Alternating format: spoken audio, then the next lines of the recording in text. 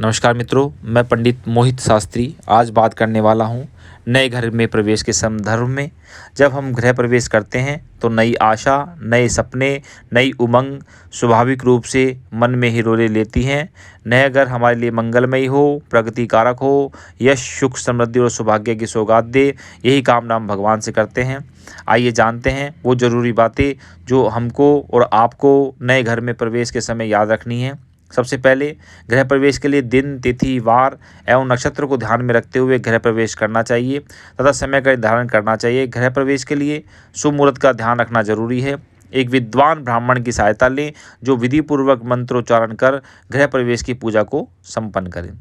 दूसरा, फागुन मास में, माघ मास में, वैशाख मास में, ज्येष्ठ मास में गृह प्रवेश करना शुभ बताया गया है। आषाढ़ में, श्रावण में, भाद्रपद में, अश्विनी में, पौष में इसके लिहाज से शुभ नहीं माने जाते हैं। मंगलवार के दिन आप गृह प्रवेश ना करें और रविवार के दिन भी गृह प्रवेश नहीं करें। बाकी सप्ताह के बाकी दिन आप गृह प्रवेश कर सकते हैं। अमावस्या तिथि को छोड़कर आप शुक्ल पक्ष की द्वितीया तिथि, तृतीया तिथि, पंचमी तिथि, सप्तमी तिथि, दशमी तिथि, एकादश तिथि, द्वादश तिथि तथा त्रयोदशी तिथि को प्रवेश के लिए बहुत शुभ माना जाता है। पूजन सामग्री आपको आपके पंडित जी के द्वारा पूजन सामग्री की लिस्ट बता दी जाएगी, उसके हिसाब से आप सामग्री लाकर उन्हें दें।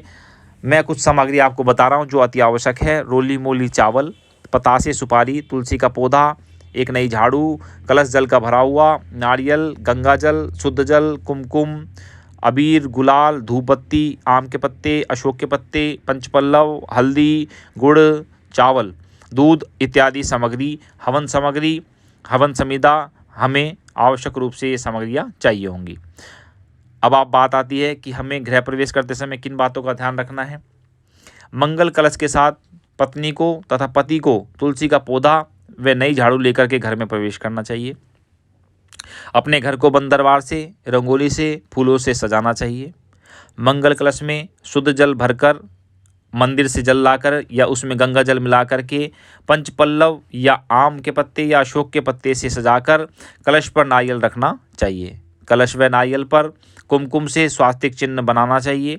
नए घर में प्रवेश के समय घर के स्वामी और स्वामिनी को 5 मांगलिक वस्तुएं जैसे नारियल, हल्दी, गुड़, चावल, दूध अपने साथ लेकर प्रवेश करना चाहिए।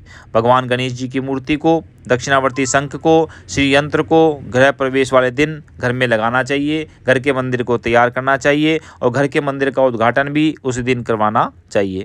मंगल गीतों के साथ नए घर में प्रवेश करना चाहिए। भगवान लक्ष्मी नारायण भगवान का ध्यान करना चाहिए, उनकी पूजन करनी चाहिए। ध्यान करते हुए लक्ष्मी नारायण भगवान का मंत्रों के साथ घर में ईशान कोण में या फिर पूजा घर में कलश की स्थापना करें, या आप रसोई घर में भी इसे रख सकते हो। रसोई घर की पूजा करनी चाहिए। अन्नपूर्णा माता का ध्यान करना चाहिए। चूल्हे, पानी रखने के स्थान पर, स्टोर आदि में धूप दीप के साथ कुमकुम, हल्दी, चावल आदि से पूजन करना चाहिए। स्वास्तिक चिन्ह बनाना चाहिए। रसोई में पहले दिन आप गुड़ व हरी सब्जी लाकर रख सकते हैं। चूल्हे को जलाकर उस पर सबसे पहले दूध को उफानना चाहिए। उस दूध की खीर बना करके भगवान के हवन में भोग लगाना चाहिए। लक्ष्मी माता के 16 आहुतियों से हवन में भोग लगाना चाहिए। तत्पश्चात हमें ध्यान रखने योग्य बातें जो हैं वो ध्यान रखने की बातें मैं आपको और बता रहा हूँ, उन्हें ध्यान से सुनिए।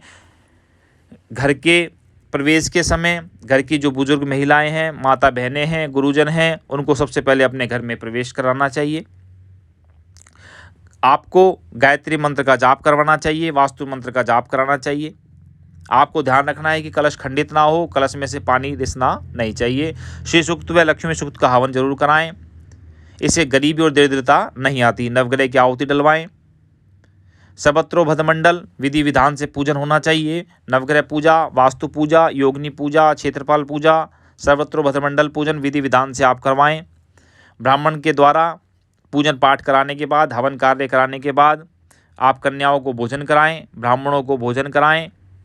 भगवान से प्रार्थना करें कि हे भगवान, आप हमें सुख, शांति, बल, बुद्धि, ऐश्वर्य, धन, संपदा प्रदान करें। शत्रुओं से, कष्टों से, रोग से, पीड़ा से आप मेरे परिवार की, मेरे कुटुंब की रक्षा करें। हे भगवान, मुझसे जो बन पड़ा, जो भी पूजा पाठ मैंने किया, मुझसे कोई त्रुटि हो गई हो, हे भगवान आप हमें क्षमा करें। पूजा में अपने पितरों का और कुल देवताओं का ध्यान आप अवश्य रूप से करें। तत्पश्चात कन्याओं को भोजन कराएं, ब्राह्मण देवताओं को भोजन करवाएं, उनका आशीर्वाद लेकर के यथाशक्ति दान दक्षिणा दे करके उनको आप विदा करें। धन्यवाद। हमारे चैनल को जरूर सब्सक्राइब करें। यदि आपने अब तक सब्सक्राइब नहीं किया है तो A1 एस्ट्रोलॉजर मोहित को आप आज ही सब्सक्राइब करें। इसी प्रकार की अधिक जानकारी के लिए आप हमें सब्सक्राइब जरूर करें। धन्यवाद।